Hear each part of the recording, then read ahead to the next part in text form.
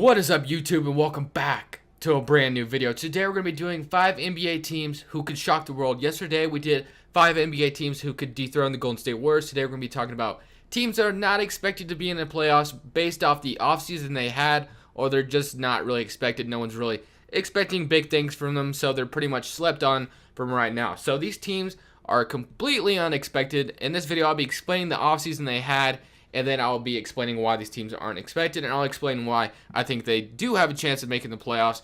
I know it's a big confusion with some of these teams that you might be confused with some of the teams I choose, and you're probably like, what the heck, these teams aren't making it. But my job is trying to make a case for them, and I hope you guys do enjoy. And more of these episodes are to come. We're going to be doing these 5 things a lot more from now on until 2K18 comes out. Might continue it when 2K18 comes out, but we'll just have to see how it goes. You guys seem to like the one yesterday. Let's go ahead and jump right into this one. So with the first one, we got the Los Angeles Lakers. So obviously, LeVar Ball said Lonzo Ball is taking the Lakers to the playoffs his first season. Lonzo Ball has been a very hyped up rookie. Like, everybody is expecting big things from him. He's probably the most hyped up rookie in this draft class, and this draft class is huge. This is a huge draft class. A lot of people are expecting a lot of big things from this draft class. Anyway, the Lakers have had a great offseason so far. They traded D'Angelo Russell. They pretty much gave Lonzo Ball the team. They pretty much said, D'Angelo Russell will not interfere with your leadership, and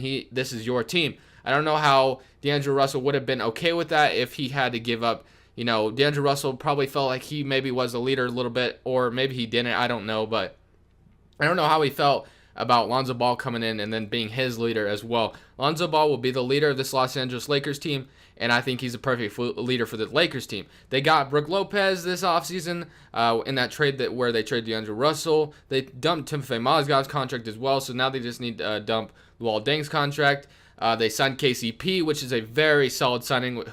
He should start as shooting guard for him. Kyle Kuzma looks freaking awesome in Summer League. I think he was like a second. He was drafted in the second round, I think. Maybe I'm wrong about that. Maybe he was a late first rounder, but pretty sure he was second rounder. He looks awesome in Summer League. This Lakers team looks really good. A lot of people aren't expecting them to make the playoffs because they're really young still, and we don't know what Lonzo Ball is going to be just yet. I mean, yes, he looked good in Summer League, but Summer League isn't always everything. So that's why no one's really expecting this to be the season where the Lakers make the playoffs. LeVar Ball, talks a lot of bullcrap. He says he's better than Michael Jordan and stuff like that, so no one's really paying attention to what LeVar Ball says all the time and believing everything he says. That's why the Lakers are not expected to make the playoffs. But with the way this team is looking, top to bottom, the Lakers do look pretty decent, and if they were to make playoffs, I only see them at 8th seed.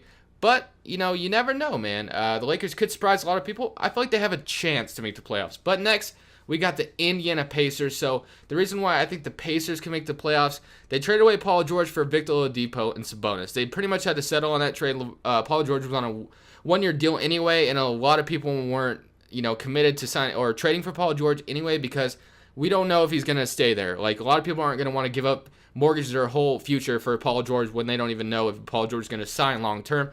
There's been numerous rumors that he's going to the Lakers next season, but he's kind of shut that down a little bit, and he said people are blowing that out of proportion. But anyway, enough about Paul George. This team has Victor Oladipo, they have Lance Stevenson, they have Miles Turner. I expect Miles Turner to be a most improved candidate this year. Oladipo can seem like he will get some recognition this year. I feel like Oladipo, Miles Turner, and Lance Stevenson are 3 guys to watch out for this season, because Oladipo and Miles Turner are going to have a lot better. They're going to have bigger roles. Oladipo has never had that major role. With Orlando Magic, he was kind of there, but the Magic have not had an identity for I don't know how long.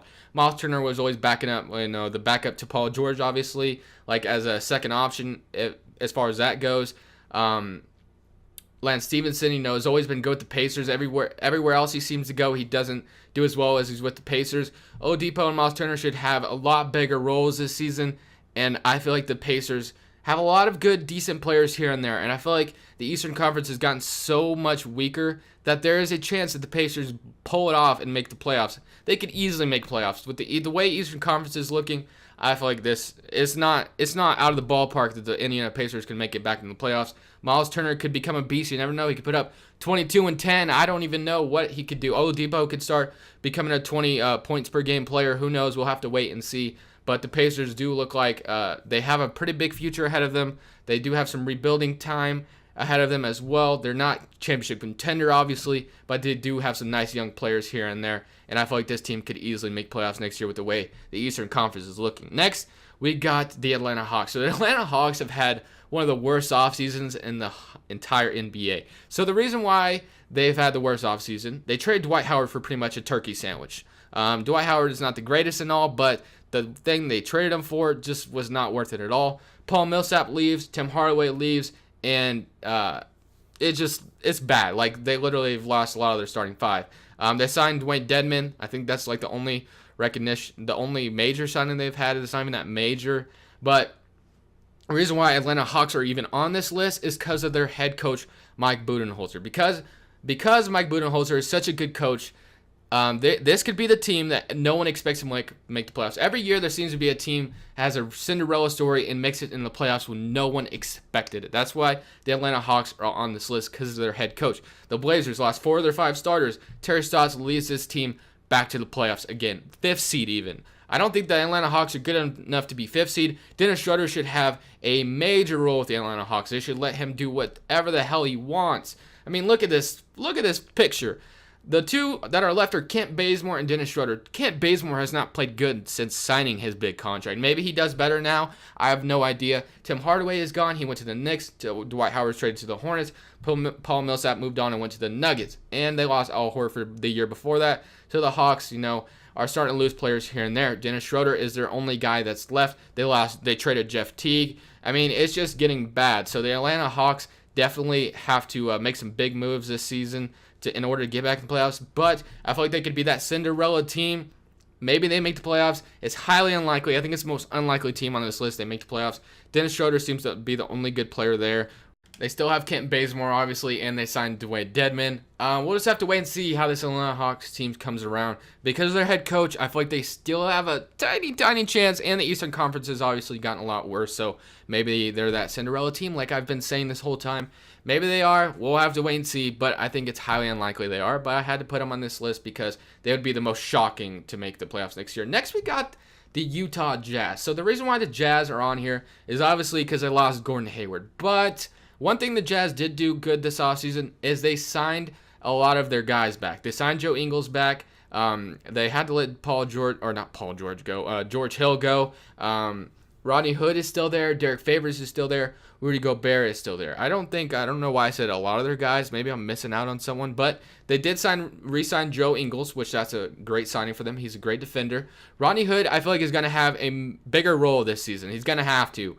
Him and Rudy Gobert are going to have way bigger roles to carry the load that Gordon Hayward used to carry on the offensive end. They traded a first round pick for Ricky Rubio. I was thinking of who they traded for, but they traded a first round pick for Ricky Rubio because Gordon Hayward. They did all these moves to try to keep Gordon Hayward there, and it didn't even work in their favor. That's what really sucks for the Utah Jazz. They really got stuck with Ricky Rubio. I think the only reason they traded for Rubio is to try to keep Gordon Hayward there, and that really sucks. Rudy Gobert was really pissed off that Gordon Hayward left. I mean, I remember him playing a song in the radio, "These Hoes Ain't Loyal," after Gordon Hayward made his announcement that he's signing with the Boston Celtics.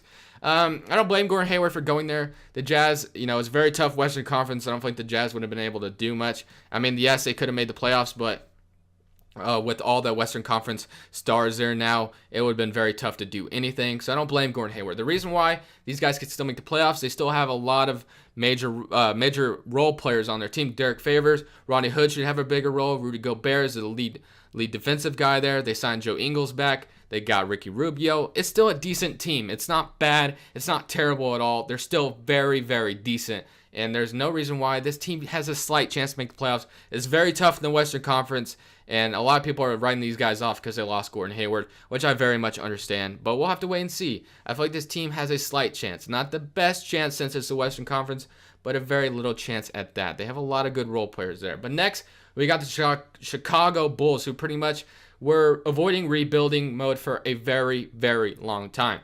Jimmy Butler, they finally traded him this season. They got some decent young players out of it. They got Markkanen, Dunn, and LaVine. Those are 3 nice young players. We don't know what Chris Dunn can be yet. Zach LaVine, obviously, we'll have to wait and see how he is after his major injury. Lauri Markkanen just got drafted. He seems to be pretty decent.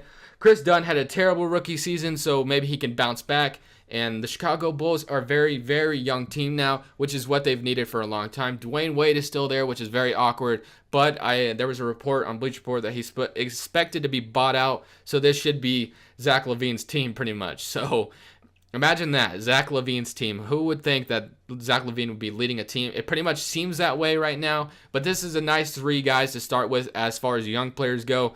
And they still have Robin Lopez there. Bobby Portis is still there. They still have some nice young players there. Is Mirotic still there?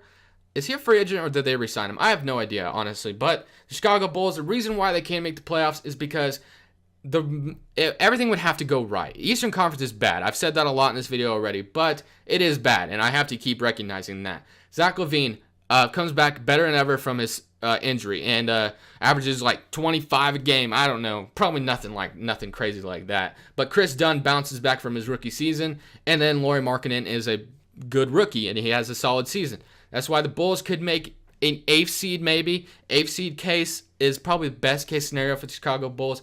They're most likely not going to make the playoffs, but everything would have to go right for these guys.